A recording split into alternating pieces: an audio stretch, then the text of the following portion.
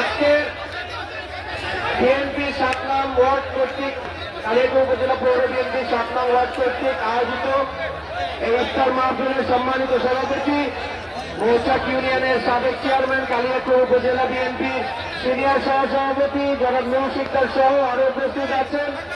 এই 7 নং ওয়ার্ডের বাংলাদেশ জাতীয়তাবাদী দল বিএনপির সভাপতি জনাব রহমান মেম্বার সহ আরো উপস্থিত আছেন পৌর এবং উপজেলা সিনিয়র নেতৃবৃন্দ, ছাত্রদলের সিনিয়র নেতৃবৃন্দ সহ সকলকে সালাম জানাচ্ছি। আসলে ইফতারের সময় মানুষ বেশি বক্তব্য শুনতে চায় না। আমি খালি আপনাদের মাধ্যমে বলতে চাই যে আমার বাবা দীর্ঘ 65 বছর ধরে যেভাবে আপনাদের সেবা করে এসেছিল, ইনশাল্লাহ ভবিষ্যতেও আমি আপনাদের সেবা করতে চাই। আপনাদের কালিয়াকৈরের মানুষের পাশে দাঁড়াতে চাই।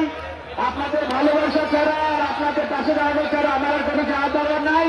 ইনশাল্লাহ আমার বাবার পাশে আপনারা জড়িত ছিলেন, আমার পাশে ওরা থাকবেন।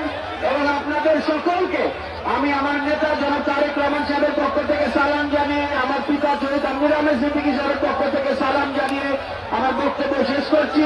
খোদা হাফেজ, বাংলাদেশ জিন্দাবাদ। আসসালামু আলাইকুম।